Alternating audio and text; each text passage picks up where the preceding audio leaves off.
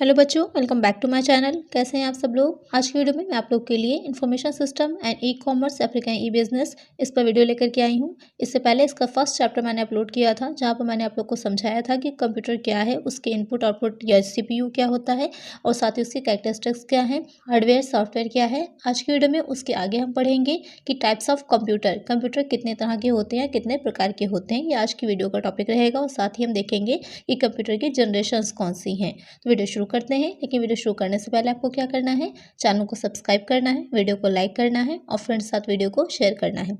आइए शुरू करते हैं। टाइप्स ऑफ कंप्यूटर पढ़ने से पहले एक बार ये देख लेते हैं कि जो सॉफ्टवेयर मैंने आप लोग को समझाया था, तो कुछ बच्चे पूछ रहे थे यूटिलिटी सॉफ्टवेयर क्या होता है उसको। तो एक बार एक कंबाइंड देख लेते हैं तीनों को। तो सिस्टम सॉफ्टवेयर जो है वो भी दो तरह का है, ऑपरेटिंग और लैंग्वेज। ऑपरेटिंग में आप क्या आ जाएंगे, जैसे विंडोज़ है, यूनिक्स है, लाइनक्स है, मैक है ये। और जो लैंग्वेज होते हैं जो कन्वर्ट करते हैं, जैसे कंपाइलर है, असेंबलर है, इंटरप्रेटर है, जो कि ट्रांसलेट करते हैं जो हाई लेवल लैंग्वेज है या मशीनी लैंग्वेज है, असेंबली भाषा है, इसको। फिर आ जाता है जो एप्लीकेशन सॉफ्टवेयर है, उसमें आ जाएगा वर्ड प्रोसेसर है, स्प्रेडशीट है, डाटाबेस है, अकाउंटिंग है।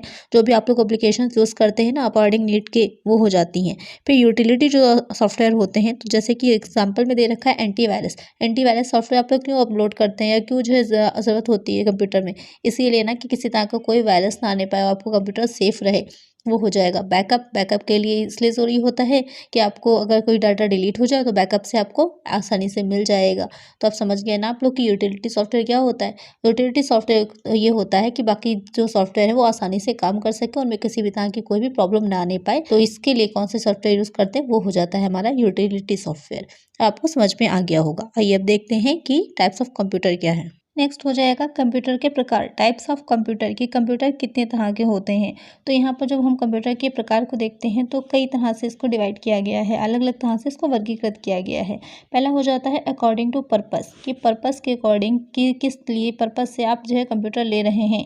तो वो हो जाएगा, एक होगा विशेष प्रयोजन कंप्यूटर, स्पेशल पर्पस कंप्यूटर। दूसरा हो जाता है सामान्य उद्देश्य कंप्यूटर, जनरल पर्पस कंप्यूटर। तो जो विशेष प्रयोजन वाले कंप्यूटर होते हैं, एक ऐसे होते हैं कंप्यूटर होंगे जो कोई विशेष काम करने के लिए होते हैं, जैसे कि तो इस तरह के जो कंप्यूटर होते हैं उसमें वो कोई विशेष काम करने के उद्देश्य से ही उनको उनके सिस्टम को बनाया जाता है। जैसे कि मेडिकल लाइन में होगा या फिर अलग अलग तरह से जो बड़ी फर्म्स होती हैं उनके लिए स्पेशली डिज़ाइन किया जाता है, उस तरह से कंप्यूटर वो हो जाएगा।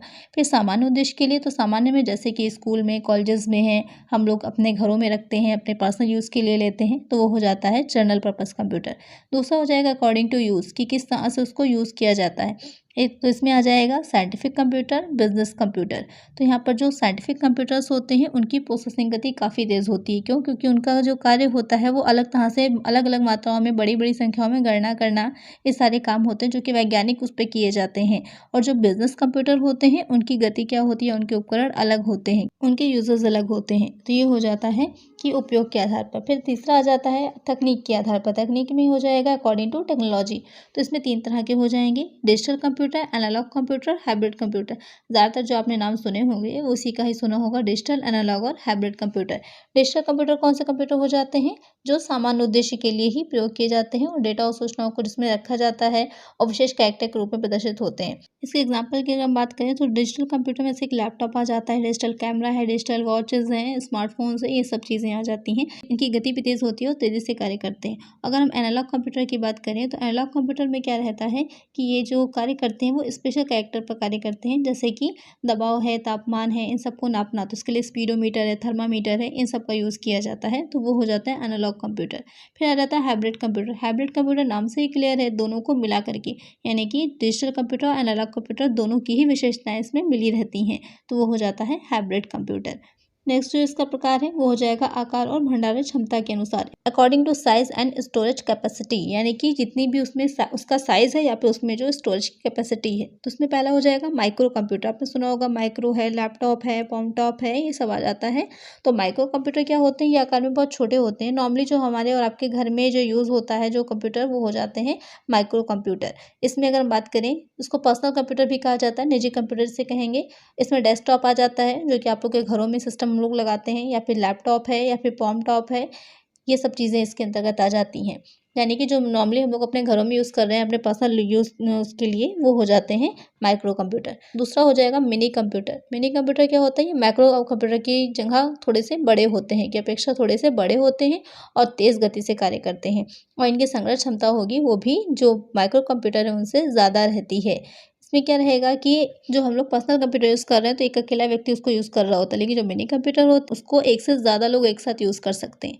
फिर आ जाता है main frame computer. Main frame computer क्या हो जाते हैं, वो काफ़ी बड़े होते हैं आकार में तुलनात्मक रूप से, अगर हम माइक्रो मिनी कंप्यूटर की बात करें उससे बड़े होते हैं, और इसमें एक साथ हज़ारों माइक्रो प्रोसेसर लगे होते हैं कार्य करने के लिए। तो ये कहाँ यूज़ होते हैं, जो बड़ी बड़ी रेलवे कंपनीज़ हैं, बैंक हैं, कंपनियां हैं, बैंक, वहाँ पर यूज़ किया जाता है इन कंप्यूटर्स को। फिर आ जाता है सुपर कंप्यूटर। नाम से ही आपको समझ में आ रहा होगा कि ये काफ़ी बड़े होते हैं और उनकी क्षमता भी काफ़ी ज़्यादा होती है। ये बड़े बड़े कार्यों के लिए यूज़ किए जाते हैं, नॉर्मली इनको यूज़ नहीं किया जाता। उनकी गति भी अधिक होती है और क्षमता भी काफ़ी होती है, जैसे कि मौसम पूर्वानुमान लगाना है, सुरक्षा कार्य है, इन सब में इनका यूज़ किया जाता है। तो ये हो जाता है कंप्यूटर के प्रकार या कंप्यूटर का वर्गीकरण किस तरह से किया जाता है। अब हम देख लेते हैं कि जो कंप्यूटर की पीढ़ियाँ हैं, जनरेशन ऑफ कंप्यूटर्स, वो क्या हैं। तो फर्स्ट जनरेशन की सबसे पहले बात आती है। फर्स्ट जनरेशन कंप्यूटर जो थे, तो उनका जो सन था, जिसे जिस ईयर तक माना जाता है 1946 से 1954 तक माना जाता है। तो ये कंप्यूटर किस तरह के थे, ये आकार में काफ़ी बड़े थे और इसमें किस चीज़ का यूज़ किया गया था, इसमें वैक्यूम ट्यूब का यूज़ किया गया था। इनकी जो कार्य करने की स्पीड थी वो काफ़ी कम थी और इसमें कॉस्ट बहुत ज़्यादा आती थी और ये विश्वसनीय भी कम थी, इतनी ज़्यादा इसमें एक्यूरेसी नहीं होती थी। वैक्यूम ट्यूब लगे होने की वजह से क्या होता था, जिससे इनमें गर्मी बहुत ज़्यादा जो है होती थी, हीट बहुत ज़्यादा करते थे, तो वहाँ पर काफ़ी उस एरिया को ठंडक या कोल्ड रखने की आवश्यकता होती थी, जिससे कि क्या होगा, लागत बहुत ज़्यादा आती थी। तो इसमें अपनी जो इम्पोर्टेंट याद रखने वाली बात है वो क्या हो जाएगा, वैक्यूम ट्यूब का यूज़ किया जाता था। ये गति में थोड़े कम होते थे, आकार में काफ़ी बड़े होते थे। और उदाहरण की अगर हम बात करें तो इडवैक आ जाएगा, यूनिवैक आ जाएगा और मार्क 1 आ जाएगा। फिर आ जाएगा सेकंड जनरेशन कंप्यूटर 1955 टू 1964। इसमें दूसरी पीढ़ी के जो कंप्यूटर थे तो वहाँ पर ट्रांजिस्टर का यूज़ किया गया था। वैक्यूम ट्यूब वहाँ से हटा दिए गए थे। अब किसका यूज़ किया जा रहा था, ट्रांजिस्टर का किया जाता था। तो ट्रांजिस्टर जो था उसमें आकार में छोटे हो गए कंप्यूटर पहले की तुलना में, और वैक्यूम ट्यूब की वजह से जो ज़्यादा गर्मी होती थी, ज़्यादा हीट करते थे, वो भी कम हो गया। तो अब जो कंप्यूटर सेकंड जनरेशन में आएगा उसमें ट्रांजिस्टर का यूज़ हो जाएगा। और पंच कार्ड, दो चीज़ें याद रखने वाली हैं, सेकंड जनरेशन की ट्रांजिस्टर का यूज़ हुआ था और पंच कार्ड का यूज़ किया गया था। फिर आ जाता है third generation computer. Third generation computer में आ जाएगा 1965 टू 1974।